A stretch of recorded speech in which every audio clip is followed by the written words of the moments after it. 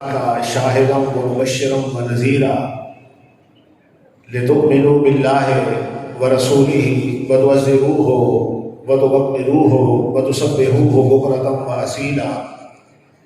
صدق اللہ العلی العظیم وصدق رسولہ النبی الکریم الامین الرؤوف الرحیم، ونحن علی ذلک من الشاہدین والشاکرین والحمد للہ رب العالمین۔ درود پاک بآواز بلند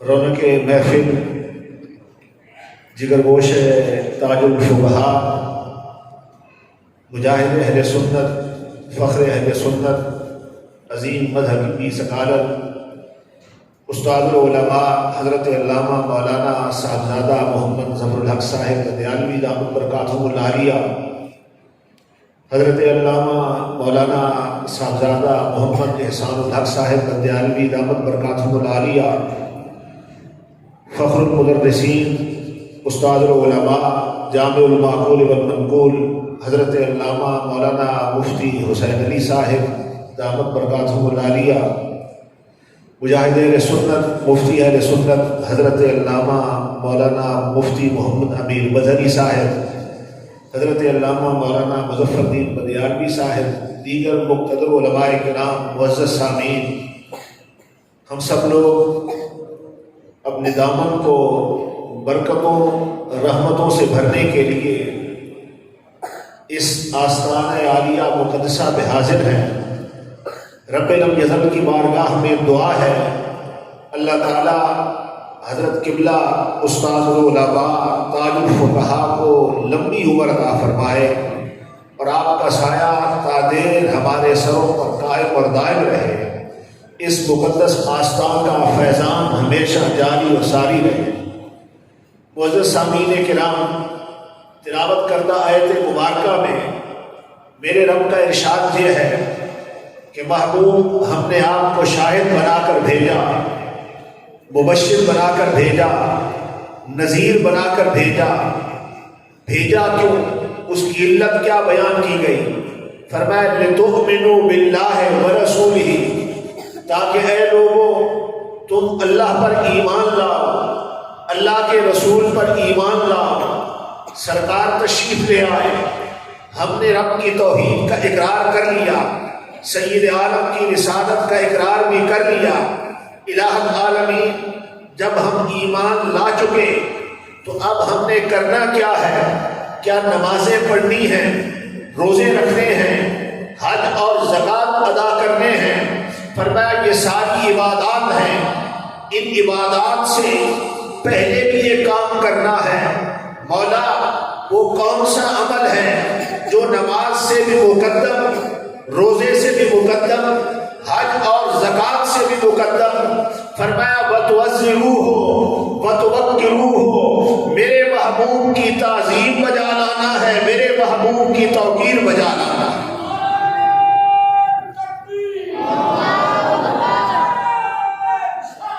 تعظیم مصطفیٰ نماز سے پہلے، روزے سے پہلے۔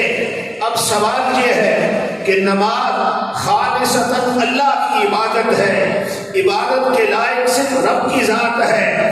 جب رب کے سوا کسی کی عبادت ہے ہی نہیں تو ہم اب کسی اور کی تعظیم اس عبادت میں کس طرح کریں؟ تو قرآن نے اس کو بھی بیان کر دیا، یہ فلسفہ سمجھا دیا۔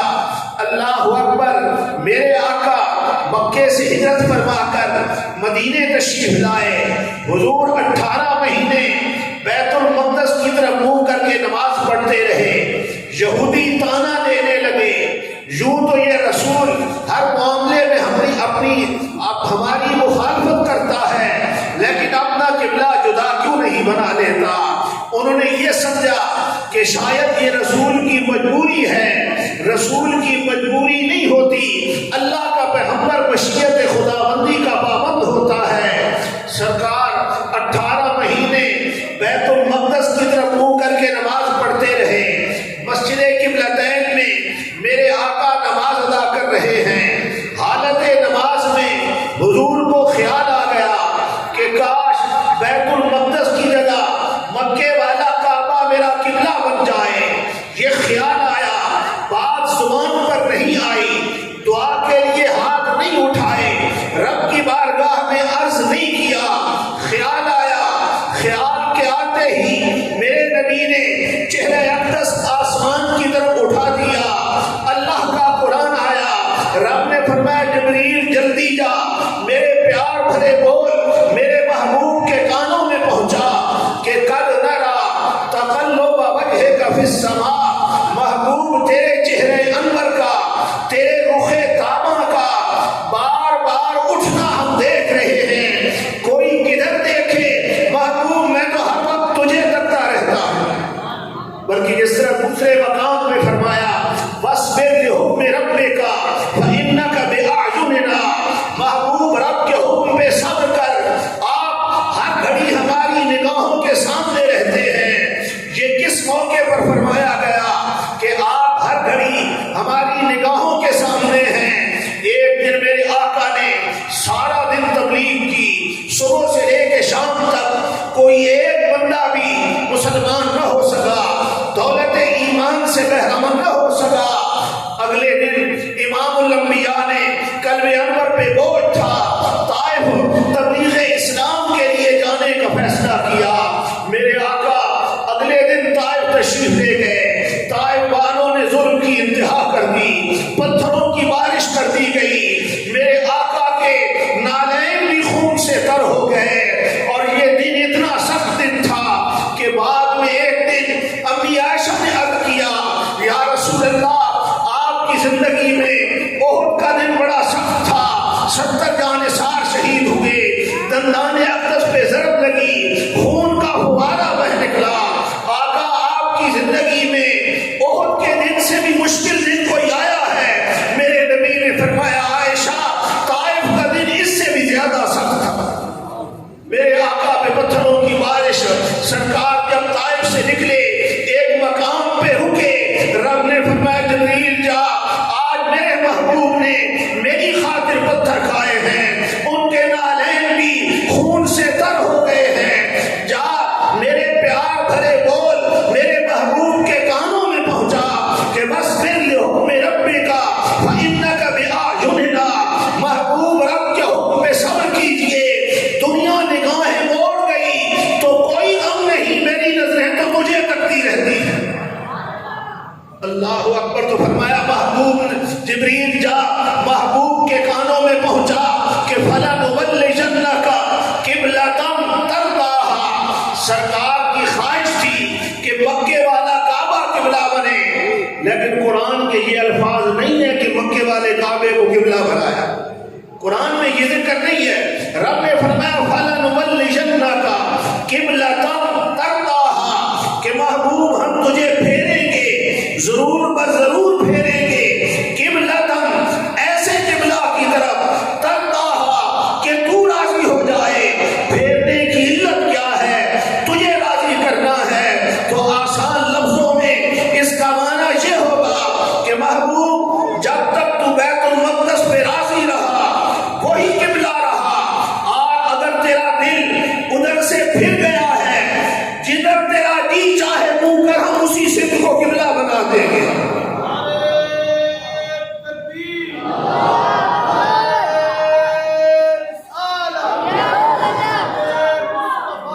روح اعلیٰ حضرت اس مقام پہ تڑپی، فرمایا خدا کی رضا چاہتے ہیں تو عالم، خدا کی رضا چاہتے ہیں تو عالم، خدا چاہتا ہے رضا محمد. اترنے لگے بار میں تاجت اللہ، چڑھی ایسی زوروں پہ طاقت کسی کی، فتردہ نے ڈالی ہے باہیں گلے میں کہ ہو جائے راضی طبیعت کسی کی. یہ حکم آیا، میرے نبی اسی وقت پھر گئے. حضور نے بیت المقدس کو چھوڑا، مکے والے کعبے کی طرف منہ کر لیا. اب آزمائش صحابہ کے لیے تھی. قرآن کہتا ہے انہا لکبیرۃ. صحابہ بڑی آزمائش میں تھے، بڑی مشکل میں تھے. اب آپ کہیں گے مشکل کیا تھی؟ مشکل یہ تھی کہ صحابہ بیت المقدس کی طرف منہ کر کے نماز پڑھ رہے تھے اللہ کے حکم سے. ابھی انہیں پتہ نہیں چلا تھا کہ قبلہ تبدیل ہو گیا. کوئی حکم آیا ہے یا نہیں آیا. سرکار پھرے تھے، حضور کا ذاتی فعل بھی ہو سکتا تھا. ایک طرف اللہ کا حکم تھا، ایک طرف سرکار کا ایک فعل تھا، ذاتی فعل بھی ہو سکتا تھا. صحابہ کو پتہ نہیں تھا یہ شریعت بن گئی ہے یا مصطفیٰ کا ذاتی فعل ہے. آزمائش یہی تھی، امتحان یہی تھا کہ اب عمل کس پر کریں، پہلے حکم پہ قائم رہے یا آنکھیں بند کر کے مصطفیٰ کے پیچھے پھر جائیں. اور صحابہ نے صرف رخ نہیں بدلنے تھے، انہوں نے اپنی جگہ بھی تبدیل کرنی تھی. کیونکہ امام حالت نماز میں ہے، اگر امام رخ ادھر کرے گا تو جتنے بندے ادھر ہوں گے سب کو پھر کے امام کے پیچھے آنا پڑے، کیونکہ مقتدی امام سے آگے ہو جائے. مقتدی کی نماز گئی. صحابہ نے رخ بھی بدلنے تھے، جگہ بھی بدلنی تھی. عقل کہنے لگی انتظار کرو، رب کا حکم جب سرکار بیان فرمائیں گے تو عمل کرنا. عشق کہنے لگا انتظار کا ہے، کعبے کا کعبہ پھر چکا ہے. آخر صحابہ زبان حال سے یہ کہتے ہوئے سرکار کے پیچھے پھر گئے کہ ہمیں کیا خبر تھی رکوع کی، ہمیں ہوش کب تھی سجود کی. ہمیں کیا خبر تھی رکوع کی، ہمیں ہوش کب تھی سجود کی. تیرے نقش پا کی تلاش تھی کہ میں جھک رہا تھا نماز میں.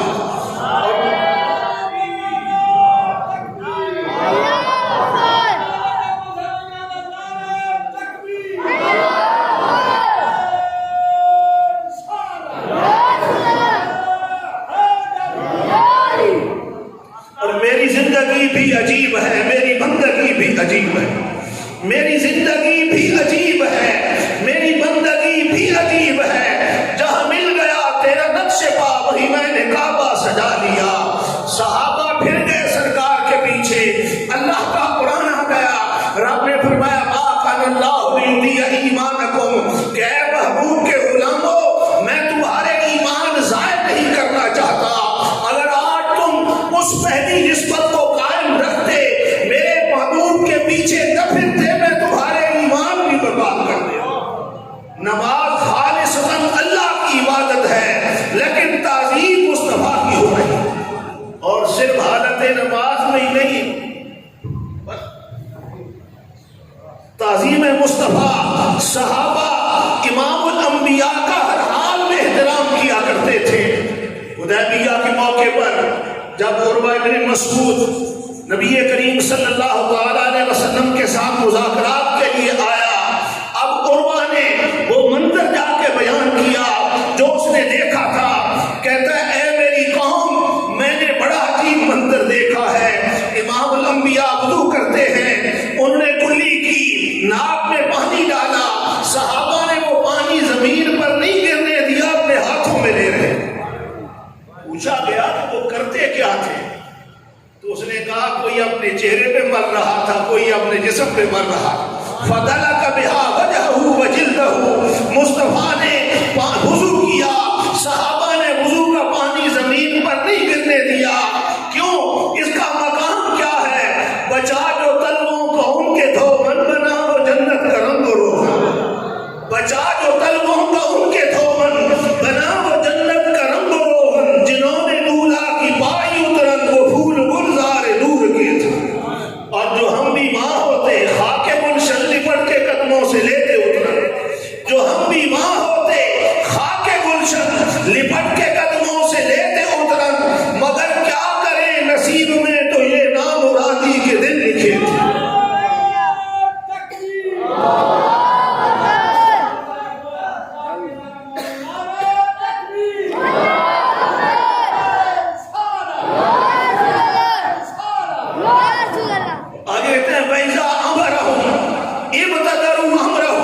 سب کار جب کوئی حکم دیتے ہیں تو ان میں سے ہر ایک کی خواہش ہوتی ہے کہ اس حکم پہ میں عمل کروں.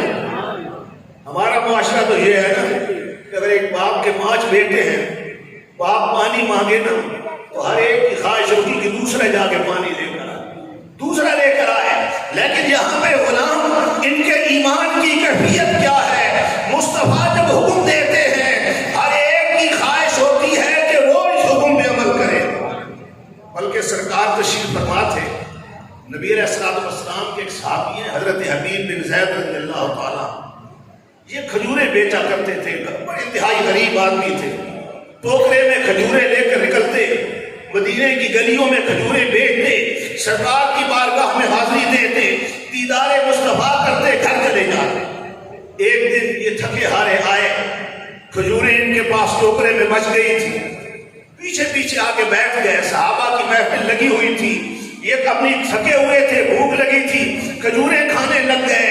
میرے آقا کے پاس اس وقت مسلمہ کذاب کے خط پہ باس ہوئی، اس نے سید عالم کو خط لکھا تھا کہ جب تک آپ حیات ہیں، آپ نبی ہیں، اور پھر اپنے وصال کے بعد آپ میری نبوت کا اعلان کر دیں، اس طرح ہم اور آپ معاہدہ کر لیں۔ دوسری شرط اس نے یہ لکھی تھی کہ آدھے عرب کے آپ نبی بن جائیں، آدھے عرب کا میں نبی بن جاتا ہوں، اعلان کر دیں۔ سرکار نے فرمایا سلیمان کو دیکھو، یہ کوئی دنیاوی عہدہ ہے، یہ کوئی کونسلر، یہ ممبرشپ ہے کہ اس کے لیے بانڈیں تقسیم کی جائیں، یہ نبوت ہے، اللہ کا فضل ہے، رب اپنا فضل جس کو چاہتا ہے عطا کرتا ہے۔ سرکار نے مسلمہ کذاب کی طرف خط لکھا کہ میں اللہ کا آخری نبی ہوں، تو کذاب، جھوٹا، بے ایمان اور مرتد ہے۔ یہ لکھنے کے بعد میرے نبی نے فرمایا کون میرا یہ خط مسلمان تک لے کے جائے گا؟ حضرت حبیب بن زید پیچھے بیٹھے تھے، جلدی جلدی اٹھے، بڑی تیزی کے ساتھ اٹھے، منہ کھجوروں سے بھرا ہوا تھا، عرض کرتے ہیں یا رسول اللہ یہ سعادت کسی اور کو نہ دینا، یہ ڈیوٹی میں سر انجام دوں، یہ ڈیوٹی میں سر انجام دوں گا۔ اللہ اکبر۔ نبی کریم جب انہوں نے یہ بات کی نا، چونکہ منہ ان کا کھجوروں سے بھرا ہوا تھا، تو جب انہوں نے جلدی میں بات کی تو صحابہ کے چہروں پر کھجوریں گری۔ صحابہ نے کہا حبیب یہ کھجوریں تو کھالی ہوتی، اتنی جلدی کیوں کی ہے؟ کہتے ہیں کھجوریں کھانے کا انتظار کرتا، ہو سکتا ہے یہ سعادت کسی اور کے حصے میں آ جائے، یہ میں خود لینا چاہتا ہوں۔ میرے نبی نے دیکھا حبیب بن زید کی طرف، پرانے کپڑے ہیں، پھٹے ہوئے کپڑے ہیں، سادہ بندہ ہے۔ میرے نبی نے فرمایا حبیب جانا تو ذرا دلیری کے ساتھ جانا۔ عرض کرتے ہیں آقا آپ کا غلام اس طرح جائے گا کہ دنیا یاد کرے گی، دنیا دیکھے گی۔ سرکار نے اپنا گھوڑا بھی عطا کر دیا، نیزہ بھی عطا کر دیا، حبیب روانہ ہو گئے۔ یہ نہیں عرض کیا کہ یا رسول اللہ میرے بیوی بچے بھی، 12 ان کے بچے تھے، چھوٹے چھوٹے تھے، یہ بھی عرض نہیں کیا یا رسول اللہ میں گھر بتا کر تو آ جاؤں، نہیں، وہیں سے رخصت ہو گئے، مسلمہ کے دربار میں پہنچے۔ اور یہ سفر کوئی آسان سفر نہیں تھا، جس نے جانا تھا لوٹ کے نہیں آنا تھا، واپس نہیں آنا تھا، خط میں الفاظ میں سب لکھے گئے تھے۔ حضرت حبیب مسلمہ کے دربار میں پہنچ گئے، اس کے سامنے جا کے آپ نے اپنا نیزہ زمین میں گاڑا، اتنے زور سے گاڑا کہ ایک مرتبہ مسلمانوں کو بھی سر اٹھا کے دیکھنا پڑا۔ تخت پہ بیٹھا ہوا تھا، دائیں بھی سپاہی کھڑے تھے، بائیں بھی سپاہی کھڑے تھے، پیچھے بھی سپاہی کھڑے تھے، تلواریں ان کے ہاتھ میں تھی۔ اس نے حضرت حبیب کو دیکھ کر کہا تم کون ہو؟ آپ نے فرمایا تو نے مجھے پہچانا نہیں، ہمارے چہرے ہمارے ایمان کی گواہی دے رہے ہیں، ہمارے چہرے ایمان کو بیان کر رہے ہیں۔ مسلمان نے کہا کیوں آئے ہو؟ آپ نے فرمایا تیرے خط کا جواب لے کر آیا ہوں، میرے نبی نے بھیجا ہے۔ کہنے لگا خط تو حضرت حبیب نے خط اس کے حوالے کر دیا، اس نے ساتھ بیٹھے اپنے سیکرٹری کو خط دیا کہ یہ خط پڑھو۔ اس نے جب خط پڑھا مسلمان غصے سے آگ بگولا ہو گیا، غصے میں کھڑا ہوا اور حضرت حبیب کو مخاطب کر کے کہتا ہے کہ تو نے اپنے نبی کا خط سن لیا؟ آپ نے فرمایا ہاں سن لیا۔ کہنے لگا تیری رائے کیا ہے؟ آپ نے فرمایا تو میری رائے پوچھتا ہے، جو کچھ میرے نبی نے فرمایا حق اور سچ ہے، تو اس دنیا میں بھی بے ایمان ہے اور دنیا میں بے ایمان ہے۔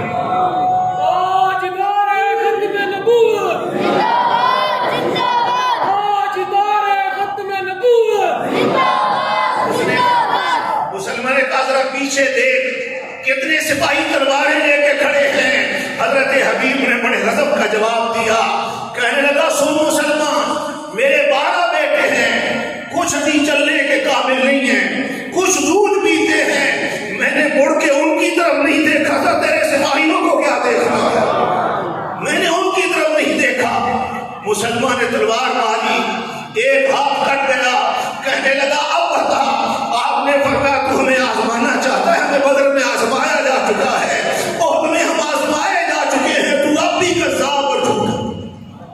پھر تلوار ماری، ہاتھ کٹ گیا، دوسرا بھی کہنے لگا اب بتا۔ آپ نے فرمایا اب بھی وہی بات ہے جو پہلے کی۔ اس نے آپ کی گردن پہ تلوار رکھی، کہنے لگا اب بتاؤ۔ آپ نے فرمایا انتظار کس بات کا؟ میں ہر روز صبح جب گھر سے نکلتا ہوں یہ دعا کر کے نکلتا ہوں کہ مولا میں تیرے محبوب کی بارگاہ میں اور تو کوئی نذرانہ پیش نہیں کر سکتا، اپنی جان تو پیش کر سکتا ہوں۔ مسلمان نے تلوار ماری، حضرت حبیب شہید ہو گئے۔ میرے آقا صحابہ کے جھرمٹ میں بیٹھے تھے مدینہ طیبہ میں، سرکار کی مبارک آنکھوں سے آنسو چھلک پڑے۔ حضور نے فرمایا میرے حبیب کو بھی شہید کر دیا گیا ہے، اور سرکار نے اگلی بات یہ فرمائی کہ اللہ کی طرف سے فرشتوں کو حکم دیا گیا ہے جنت کے سارے دروازے کھول دیے جائیں، روح حبیب کا جس سے مرضی ہے داخل ہو جائے۔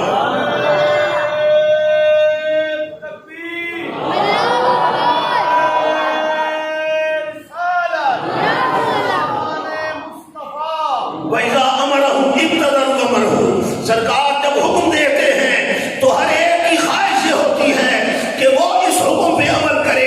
جب وضو کرتے ہیں تو سرکار کے وضو کا پانی لینے کے لیے یوں لگتا ہے ایک دوسرے کی گردنیں کاٹ ڈالیں گے۔ اور وہ کہنے لگا اے میری قوم میں بڑا جہاندیدہ آدمی ہوں، میں نے کیسر کے دربار کا گال آف آنر دیکھا ہے، میں نے کسریٰ کے دربار کے زر پر قالین دیکھے ہیں، میں نے نجاشی کے دربار کی رونقیں دیکھی ہیں۔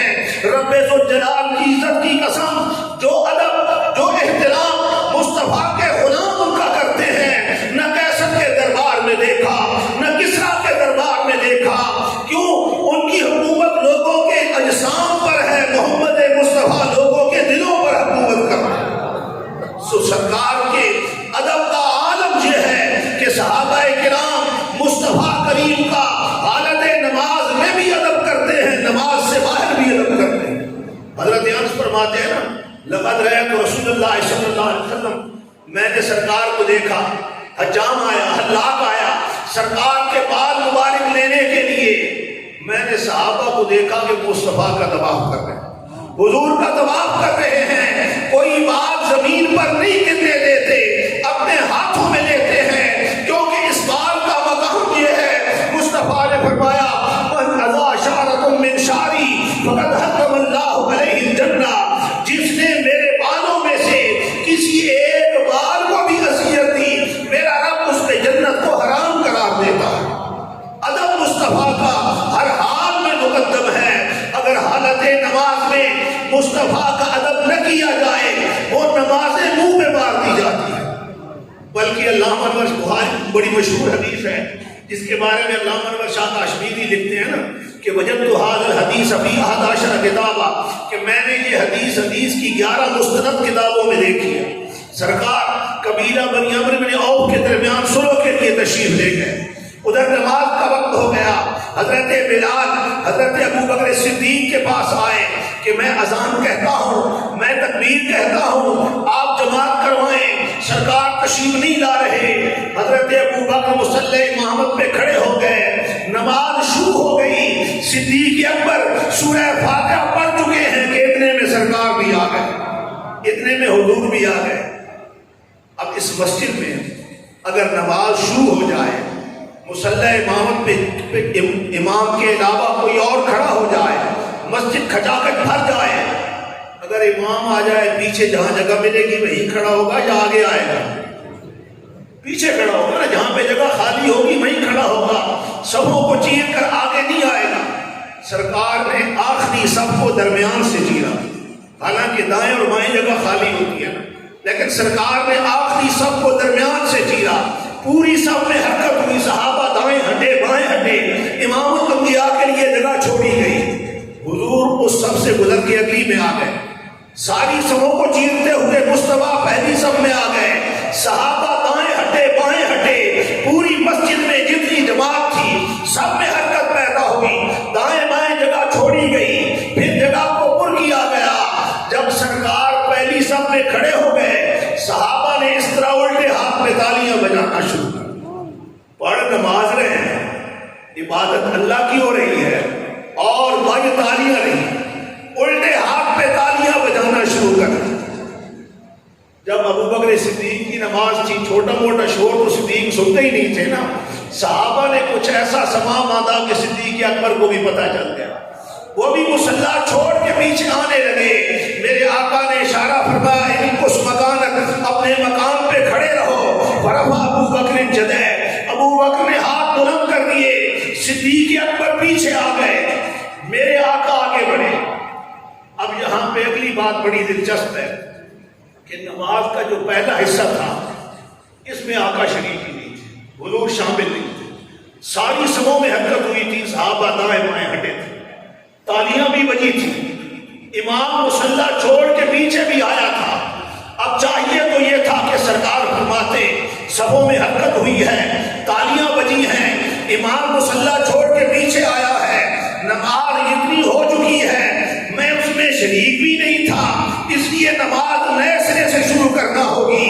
لیکن نہیں، سرکار نے دیکھا تالیاں بجی ہیں تو میرے احترام میں بجی ہیں، امام مصلی چھوڑ کے پیچھے آیا ہے تو میرے احترام میں آیا ہے، سبوں میں حرکت ہوئی ہے تو میرے احترام میں ہوئی ہے۔ صدیق نے جہاں پہ نماز کو چھوڑا تھا، میرے نبی نے وہیں سے آگے شروع کر کے یہ فتویٰ سمجھا دیا کہ حالت نماز میں اگر میری تعظیم کی جائے تو نماز ٹوٹتی نہیں ہے، نماز کامل ہوتی ہے۔